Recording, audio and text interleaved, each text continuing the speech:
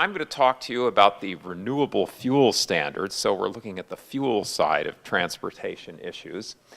And you can see from my title what I think of this program already. Central planning, corporate welfare, what could possibly go wrong? And here's my take on the big picture. I don't know whether I'll have time to elaborate on all these points.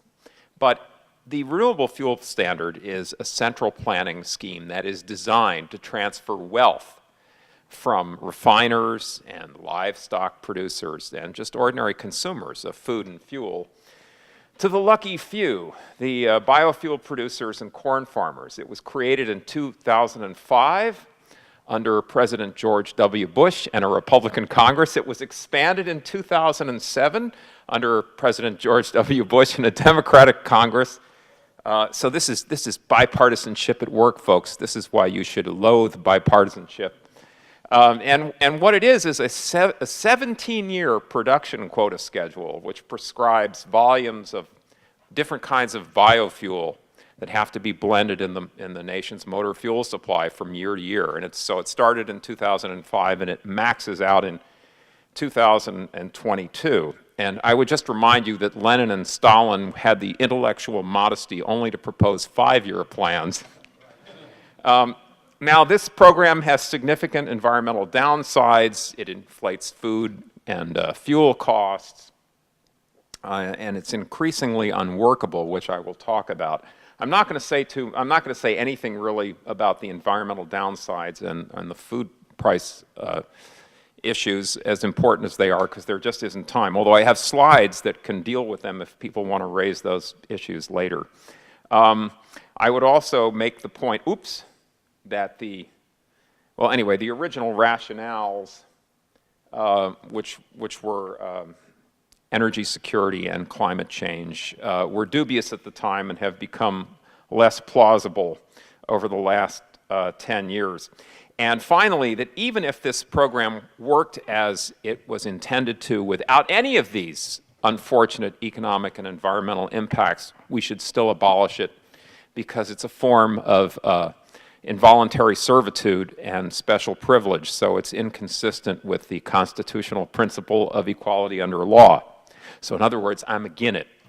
All right, well, I think we don't really need to go through this in any detail, the bare bones, but you should realize that it started out as a 4 billion gallon mandate for 2006, maxing all the way up to 7.5 in 2012. And 2 years later, Congress and President Bush got impatient with that and decided to set a floor at 2008 of 9 billion, in other words, bigger what they were originally aiming at for 2012. And it was wildly popular at the time, but then disillusionment quickly set in, and a whole array of interests all of a sudden decided to turn against it. Environmental groups, hunger groups, livestock producers who really didn't pay much attention to this when it was first enacted. Then manufacturers of boats and other small engines that were concerned that, hey, we're going to run out of places to get fuel for motors that require less than 10% ethanol. And then finally, the refiners were the last ones to get into the game of pushing back because they realized that they were confronting something called the blend wall in a couple of years, which I will spend a fair amount of time with. And so this is one of the few issues where free market groups, refiners, and environmentalists are all on the same side, which is pretty amazing. And so here are some basics about this program. The refiners, the blenders, and fuel importers are known as obligated parties. In other words, they must do something under the law, and which is they have to buy and then blend and then sell biofuel in various volumes over the years. And so for them, the renewable fuel standard is an implicit tax. It's what used to be called an unfunded private sector mandate. The next group of key players are the biofuel companies and the farmers who provide their feedstocks. These are the clients and beneficiaries, and for them, the RFS is a corporate welfare program which guarantees market shares for their products. Then the other main player in this system is the EPA, and its job every year is to determine next year's renewable volume obligation, as it's called. So what that means is that the EPA has to take an estimate of how big next year's motor fuel market will be. That estimate comes from the Energy Information Administration, and then divide into that the target for that particular year, the statutory target, and that will give you a percentage. But EPA has some discretion as to how to set or adjust the percentage based on market conditions and other factors. So just to give you a hypothetical of how this works, suppose that in some year coming up, or actually it would be in the past now, the renewable fuel standard in the statute is 10 billion gallons. Or let's say EPA adjusts that down to 10 billion, realizing that, for example, cellulosic biofuel still doesn't exist in any really significant quantity. And then it divides that number into the projected total motor fuel supply for the country in that year, and that's a percentage. And then every obligated party must blend biofuels in that percentage into the total amount of fuel that it sells in that next year. The big change, other than the fact that it was ramped up, fourfold from 2005 to 2007, is that the 2007 law, the EISA, the Energy Independence and Security Act, created 4 categories of biofuel.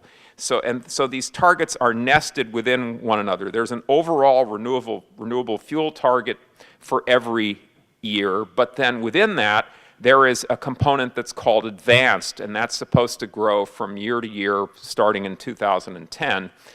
And what makes a biofuel advanced is not how new the technology is or how cool it is in some way, but simply that it has a lower carbon footprint on a life cycle basis. And then within that category of advanced, there are 2 other subsets. One is cellulosic, which is ethanol made from non-plant materials, which then has to be 60% lower than petroleum in terms of its carbon footprint. And then there's also biodiesel. And so anyway, any cellulosic gallon can count toward the advanced subset and toward the total subset, but for example, sugarcane ethanol, which is also considered advanced, can't count toward cellulosic. Cellulosic is kind of like the apex of this system. And corn ethanol basically can only count as corn ethanol, and that maxes out at 15 billion gallons supposedly this year, although there's not that much being admitted into the system this year because of the blend well, which we'll see. Anyway, this is a graphic depiction of the nesting of these various targets and sub-targets going all the way out to 2022. Even though it has these 4 categories and is a nested set of targets, in practice, this has been a de facto corn ethanol mandate. If you go back to 2005, more than 90% of all biofuel in the country was corn ethanol. And if you take it out to today, it's the same. So it has really been a tremendous windfall for corn farmers. This is an estimate from the University of Tennessee Institute of Agriculture of the boodle that the corn ethanol industry has accumulated going back to the beginning of the program in both tax credits that were phased out at the end of 2011, but also the market rigging benefit of the mandate itself. And so it's a lot. It's cumulatively over $50 billion in support. Okay, so another thing you might need to know about this program is that it is a trading program, a credit trading program. You might have heard of these things called RINs, which stand for Renewable Identification Number. When a biofuel maker makes a gallon of ethanol, he gets a renewable identification number from EPA. It's a 38-digit unique identifier. And then when an obligated party buys the biofuel gallon from him, the buyer, the refiner, the blender, not only buys the gallon, but they buy the RIN. So they're now the owner of the RIN as well as the gallon. Now, when they actually sell the gallon in the retail market, the RIN detaches from the gallon, and so they have this credit, this little piece of paper, which they can later use either to prove to EPA, hey, we met our renewable volume obligation. See, we have as many RINs as equal to the percentage of renewable fuel that we were supposed to sell within the total amount of fuel that we sell. Or if they overcomply, they can sell it to somebody else who hasn't met his quota, or they can bank as many as some of those RINs to meet up to 20% of their next year's obligations. So this all looks very market-oriented and very flexible. And then finally, another big part of this program is that EPA can waive or adjust these blending targets if they think that the targets, as written in the statute, would cause severe economic or environmental harm, or if they determine that there is an insufficient supply to meet the target. And then EPA got very creative and decided that inadequate supply meant not just insufficient production, but various constraints or market conditions that would limit the delivery of supply to the ultimate consumer. Anyway, they really needed that in order to save the program from imploding. That little creative interpretation, which may be valid, who knows. But anyway, so as I was saying, there's this long debate on the environmental impacts and the food impacts, but I really don't have time to get into that, but I'll just scroll through this. These are slides that I have on that topic if someone wants to talk about it. Now, what people will throw back at you as soon as you criticize the RFS is, well, but don't we need this in order to have fuel choice? And this first bullet up there was actually something that a conservative national security type guy argued with me once. And he says, there's no competition in the motor fuel market. When you go to the pump, you can either fill up with gasoline or gasoline. Or when you buy a car, you can buy one that runs on gasoline or gasoline. And so what we need is the RFS to break up the oil monopoly on the motor fuel market. And this is just such confused thinking, or it's a deliberate abuse of terminology. A monopoly is a single seller. It's not a commodity that has hundreds of thousands of sellers, okay? But more importantly, this confuses the absence of competition with the result of competition. Henry Ford, maybe you didn't know this, his original car, the quadricycle, built in 1896, was designed to run on pure alcohol, okay? And he was a champion of flex fuel vehicles in the 1920s. And he thought it would be the wave of the future. But what it turned out is that gasoline beat ethanol on three major fronts. One was energy density. There's simply more energy per gallon of gas than there is of ethanol, so it takes your car farther. It gives you more fuel economy. The other is portability. Ethanol attracts water. It's called hydrophilic, is the technical term, which means you can't send it through a pipeline because it will mix with water, and water does not mix with gasoline. So when you finally blend it at the pump, it will kill an engine, so it's not portable. And for a long time, even by volume, ethanol was more expensive than gasoline. Today it's not, but when you factor in the energy penalty, it still is. But this just shows you, that picture up there is from 1933.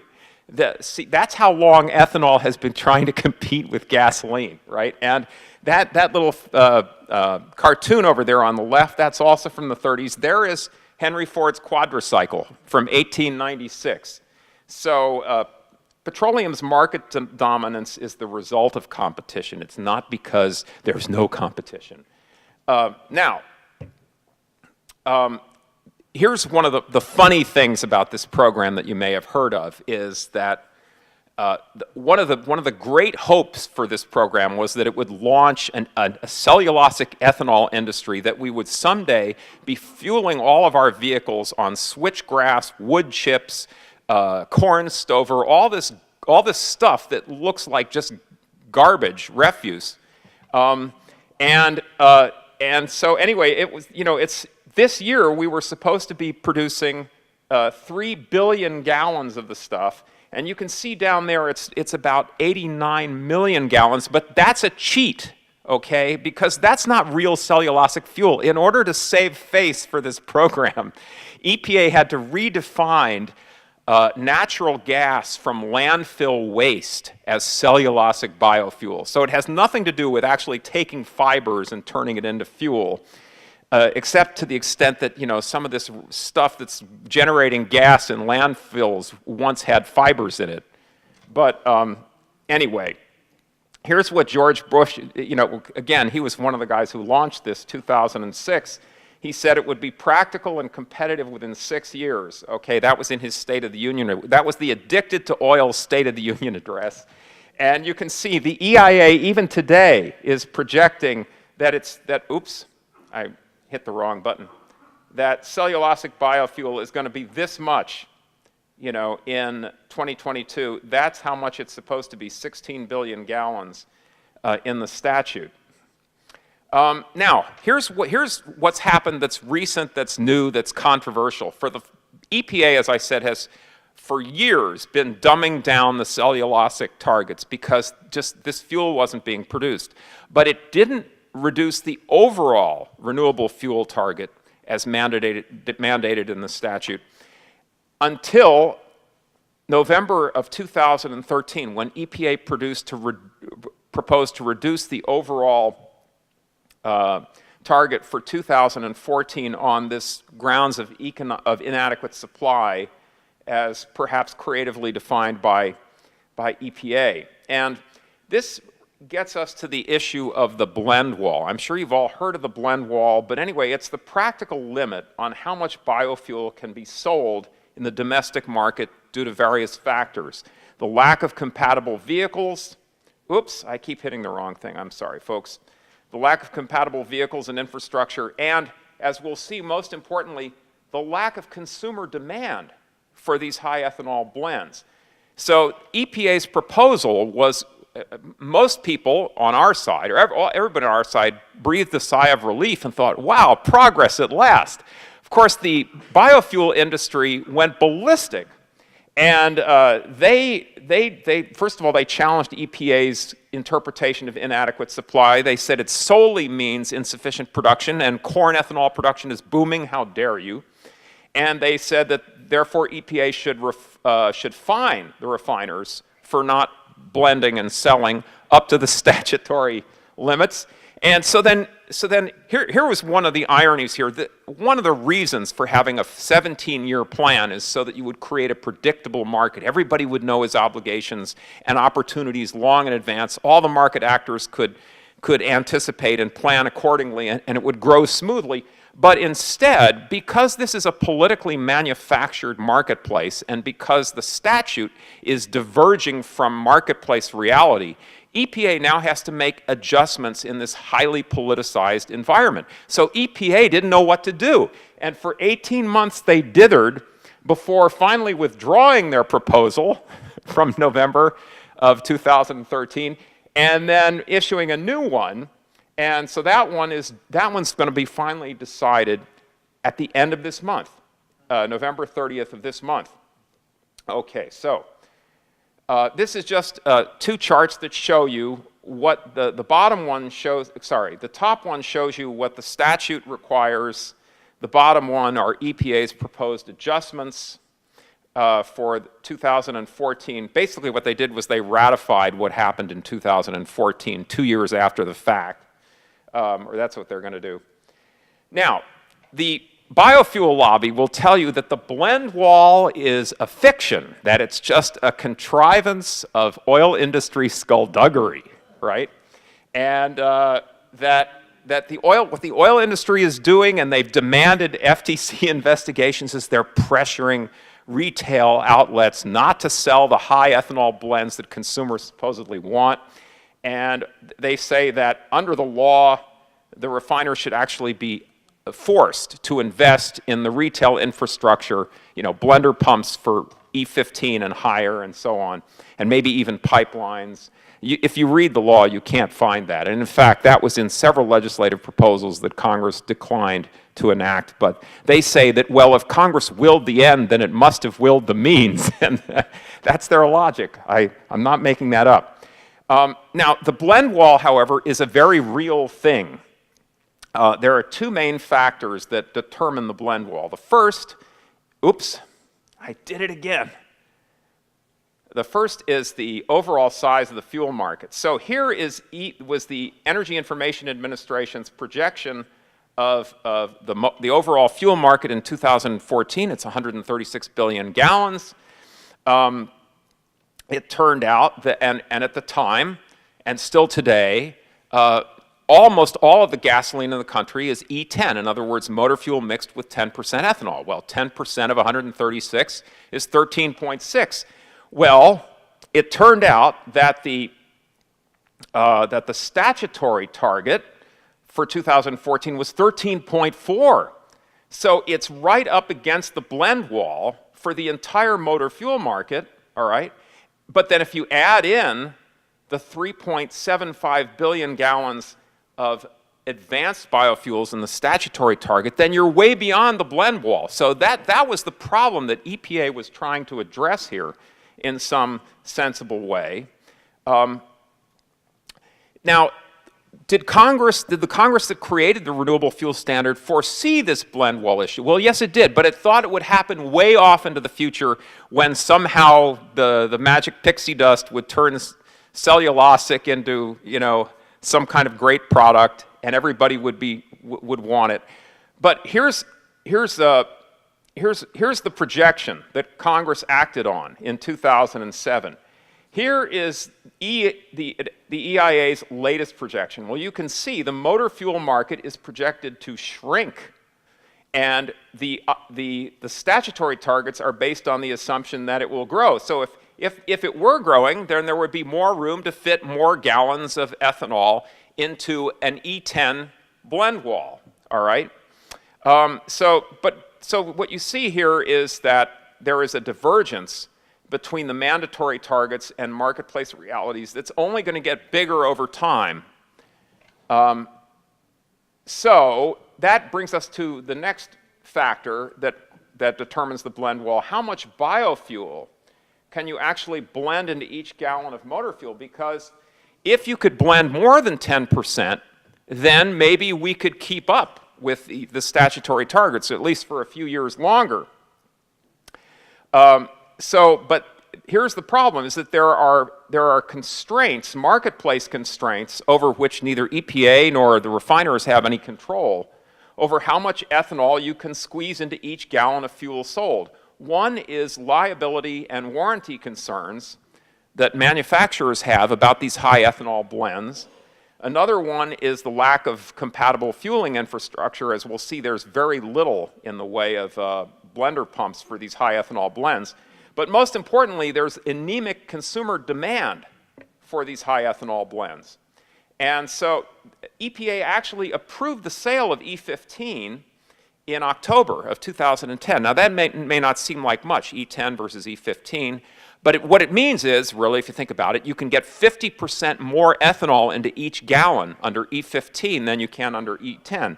So the biofuel industry thought that was their salvation. Well, it didn't turn out that way. Here, for example, is a list of manufacturers that do not recommend the use of E15 in their vehicles, all right?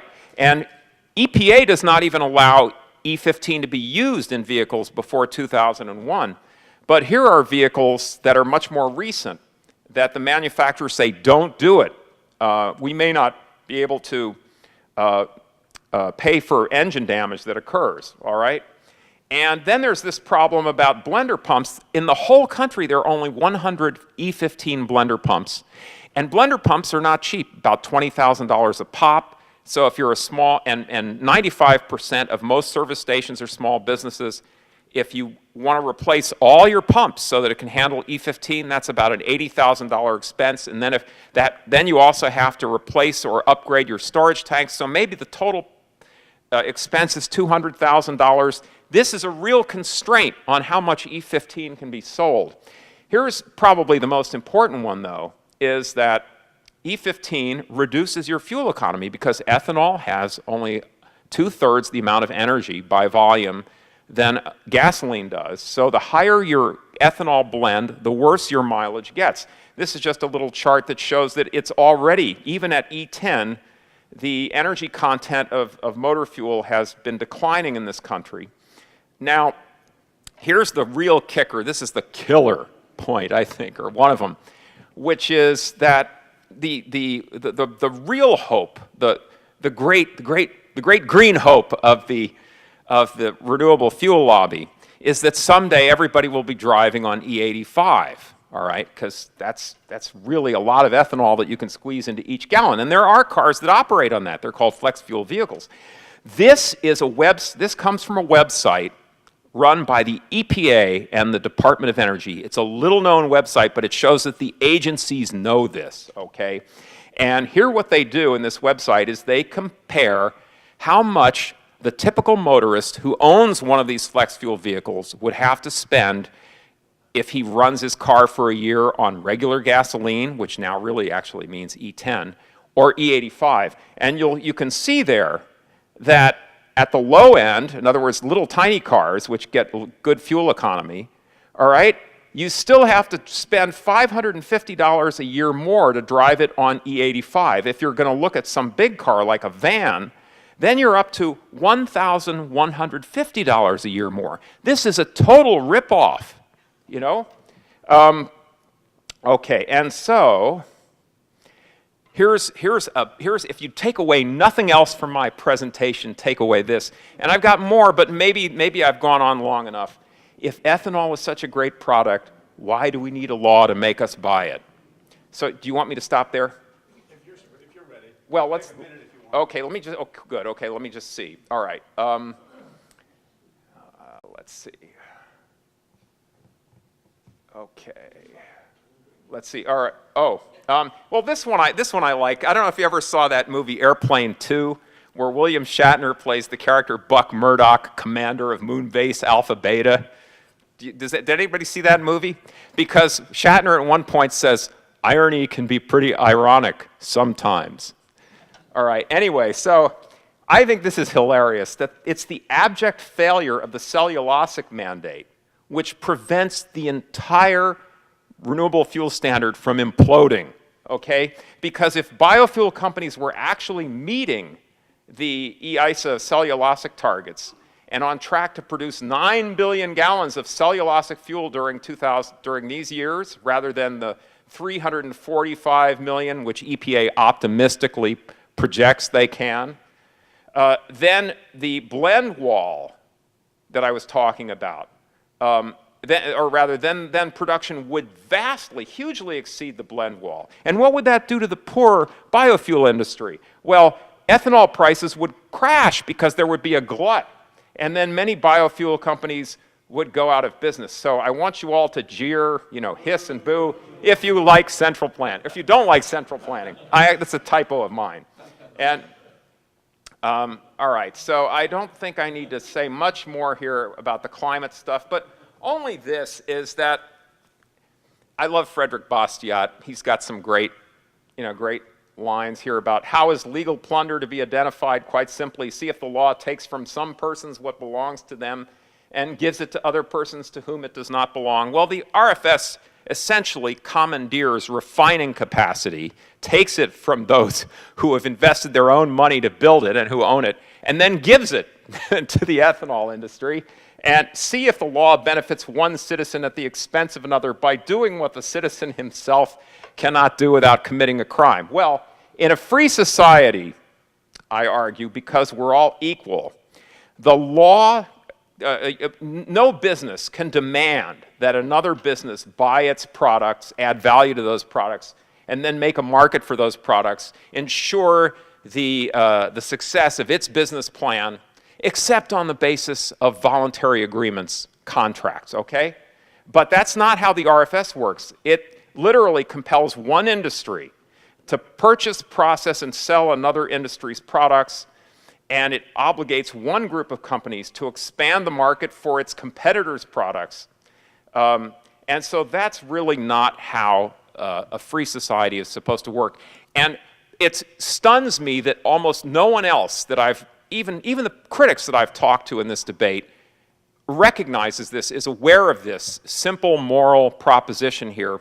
And I think it would all become very clear if somebody proposed to the renewable fuel, or to the corn growers, for example, okay, we think it would be a good idea if there were a system of volumetric targets that require you every year to buy and then make a market for an increasing quantity of soybeans, wheat, and barley. You corn growers, we don't think they're doing well enough in the marketplace. You now have to provide them with a market. Or another analogy would be, we think you corn growers need to buy just these sorts of seeds or these sorts of pesticides, fertilizers, or just use this type of farm equipment, and we're going to set a seed volume obligation, or a pesticide volume obligation, or a John Deere tractor obligation on you, and it's going to increase every year. Every year you have to buy more of those inputs because we think that's the right way for you to grow corn. And imagine the howls from them if Congress ever attempted to do that. So if the shoe were on the other foot, then it would be clear to all that this is a system of legal plunder. And with that, I'll stop. Thank you very much. Thank you. You'll forgive me for letting Marlo go on a little longer, but recognize you actually got two presentations. He didn't specifically say it, but it was a presentation not only on the renewable fuel standard, but why the Soviet Union imploded. And I really appreciated your comments from San Juan County. I was a paperboy for the Portland Oregonian as a kid, and one time from selling subscriptions to what has become an awful paper, won a trip to Victoria, and we got to take the ferry from Anacortes, stopped, I think, in Orcas, and then continued on to Sydney. But anyway,